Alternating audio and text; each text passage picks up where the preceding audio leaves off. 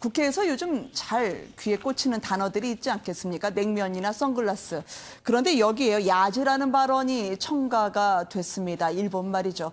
국회 예결위 영상에서 나왔던 건데요. 메아리처럼 울렸던 그 도미노 영상 잠깐 보시겠습니다. 함께 보시죠. 어제 종합질의에서 동료 의원들의 발언에 대해서 야지를 놓는다든지 문제 제기하는 모습들은 저희 상임위에서도 그런 일은 거의 자제하고 거의 있지 않습니다. 오늘은 위원장님께 제가 간곡하게 부탁 말씀드리는데, 만약에 이렇게 그 동료 의원들의 질의에 대해서 평가하고 그다음에 야지 놓고 이런 의원은 퇴출시켜 주시기 바랍니다. 자유한국당 의원님들의 발언 때 뭐 야지를 안 났습니까? 비판을 안 했습니까? 우리가 야당 의원님들 말씀에 대해서 야지를 놓는 건 저는 기억이 없습니다. 이게 이슈가 분명히 있었을 텐데 중요한 회의에서요. 저 말이 뜨면서 말밖에, 자극적인 말밖에 기억이 나지 않는 것 같아요. 어떤 논란들이 있었기 때문에 그렇습니까? 정 변호사님.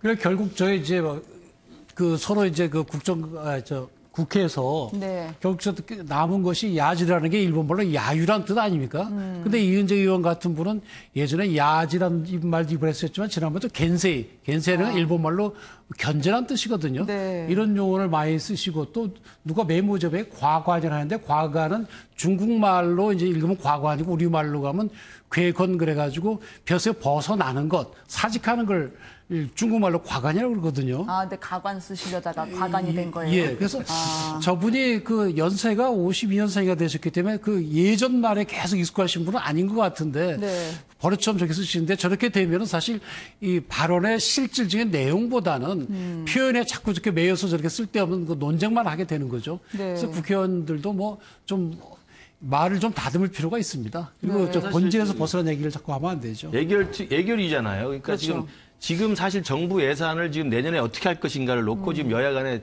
치열하게 정책적인 경쟁을 벌여야 되는 장입니다. 저 네. 예결이라는 게.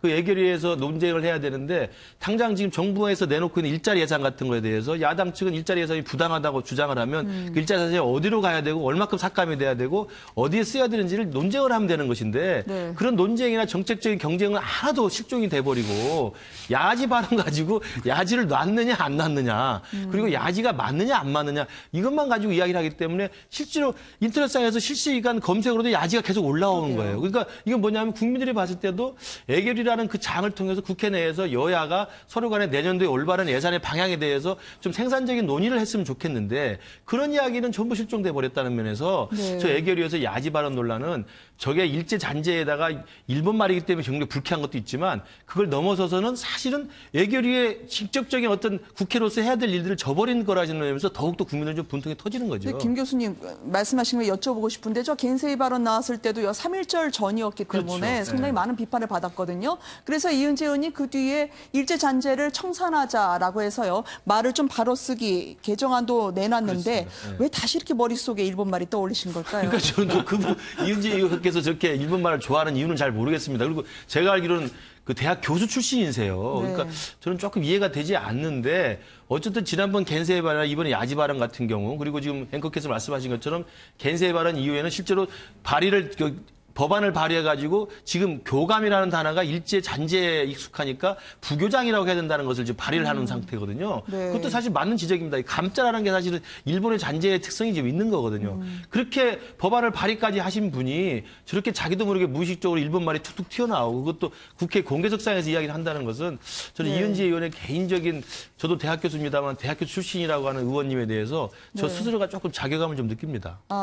지금 본질은 사라지고 논란만 계속되고 있는 마치 물 위에 둥둥 뜬 기름처럼요. 그중에 하나가 참 말씀드리기 발음이 거북합니다만 목구멍 챌린지라는 게 있다고 합니다. 일부 분들이 아마 리성건 위원장의 냉면이 목구멍에 넘어가냐 그거를 이제 비유하면서 했던 영상인데 이게 사실 양념을 좀 과하게 친 거 아니냐는 말도 나오긴 하는데 양 변호사님은 어떻게 보셨어요? 그러니까 이게 말씀하신 것처럼 과연 정말이 있었는지 없었는지 그리고 어떤 뭐 전후 맥락에서 저런 얘기가 나왔는지 이런 부분을 가지고 사실 문제를 삼을 것이냐 말아야 될 것이냐도 조금 국민에 따라서 보는 입장이 다를 수 있어요. 그러니까 저 같은 경우는 뭐 그 상황에 그러려면 농담처럼 나올 수도 있는 얘기라고 보는데 그걸 또 심각하게 얘기를 짚고 짚어서 정확하게 맥락을 짚어서 공격을 해도 말씀드린 것처럼 수긍하는 분이 있을 수도 있고 없을 수도 있는 상황인데 거기에 지금 보시는 것처럼 야 그럼 우리는 냉면 잘 먹는다 목구멍으로 넘어간다라는 식으로 얘기를 하다 보니까 두 가지 면에서 되게 이상해져 버린 것 같아요. 첫 번째는 이게 그럼 이렇게 우스울 얘기였나? 어차피 웃길 만한 얘기를 가지고 뭘 이렇게 심각하게 공격을 했지라고 희화가 돼버린 거고 스스로 공격 포인트를 잃어버린 거고 두 번째는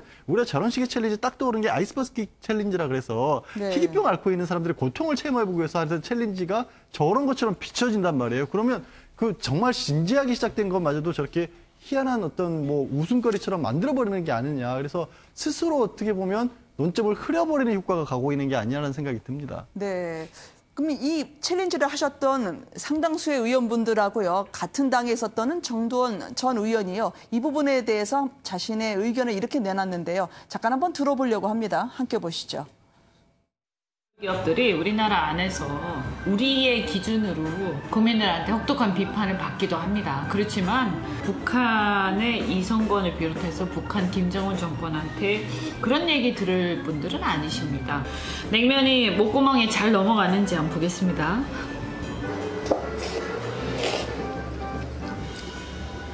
일단 냉면이 목구멍에 저는 잘 넘어갑니다. 그럼 제가 지금부터 냉면을 시원하게 목구멍으로 넘겨보도록 하겠습니다.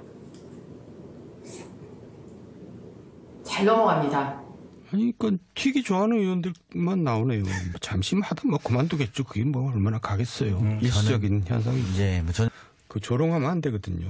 그리고 상대방을 이렇게 능멸한다 그럴까. 네. 그거는 오히려 역효과가 더 크죠. 그리고 본인들도 이롭지 않아요. 너무 가벼워 보이잖아요. 비아냥을 대면 이제 공감을 사는 게 아니라 오히려 반감을 산다. 그래서 본질은 흐려지고 저런 이제 조금은 희화화된 영상만 남는 게 아니냐라는 지적이었습니다. 정 변호사님은 어떻게 들으셨어요? 예, 지금 양 교수님 말씀하신 것처럼 잘못하면 해프닝으로 끝나버리거든요. 그래서 우리가 이제 주의해야 될 것은 리성건의 저런 발언이 의도된 발언인지 거기에 숨어 있는 북한의 그 의도는 무엇인지 그걸 잘 우리가 파악을 해야 되거든요. 그래서 만약에 거기에 불순한 의도가 있다 그러면 정식으로 거기에 대해서 시정을 요구해야 될 것이지 저렇게 뭐 냉면 먹어서 해결되는 문제는 아닌 걸로 보입니다. 네. 아마 이런 문제에 대해서는 대통령께서도 뭐 별거 아니다라고 꼭 지나실 것 같지는 않으시고요.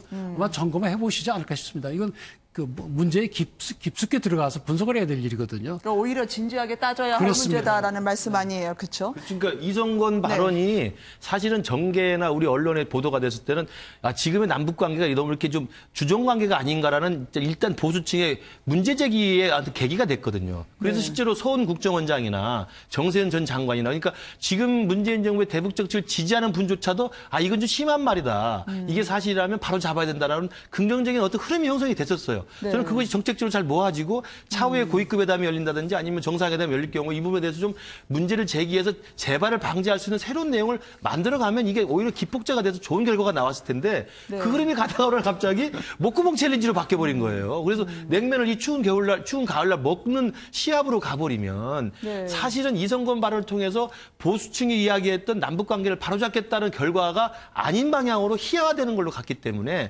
저는 저렇게 목구멍 챌린지에 참여하신 의원님들의 의도와는 전혀 정반대의 길로 갔다. 그러면서 조금 좀 자중해야 되지 않나 싶습니다. 역효과가 난 게 아니냐라는 그런 말씀을 하셨던 것 같아요.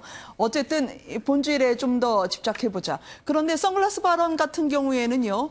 이게 소품으로 시작된 거였거든요. 그것도 어떻게 보셨습니까? 선글라스 발언 자체도요. 선글라스가 어디서 샀느냐, 몇만 원짜리냐 이걸로 가서는 안 되는 것이고 실제로 대통령 비서실장이라고 하는 막중한 자리에 있는 사람이 대통령 해외 순방 중에 실제로 DMZ까지 가서 그것을 하는 것이 적절했느냐라고 하는 정치적인 정당성을 묻는 질문을 했어야 되는 것인데 선글라스 꼈는데 어디서 꼈느냐. 그리고 그 끼인 이유가 과연 무엇이냐라고 했을 때 또 비서실장 스스로가 변명하기로 해명하기로 내가 좀 햇볕이 부셔가지고 좀 본래 잘 눈에 좀 안 좋다. 그래서 선글라스 자주 낀다는 이야기를 하고 있거든요. 그러니까 실제로 저기도 국회 운영위원회에서 대통령 비서실에 대한 상임이면은 비서실장 말고도 정책실장도 있습니다. 안보실장도 있습니다. 밑에 많은 수석들이 있습니다. 그러면 그 수석들이 제대로 일을 하고 있는지 가장 위중한 지금 경제 문제와 관련된 정책실장에 대해서 따질 것 따지고 그다음에 지금 남북관계와 이 핵 문제에 대한 안보실장에 대해서 질문할 걸 질문하는 것들이 오히려 주 관심이 되고 이야기가 나왔어야 되는데 이 비서실장의 선글라스에 대한 논란으로만 아까 야지 발언처럼 집중이 돼버린 거죠. 네. 그러면서도 본말이 전도된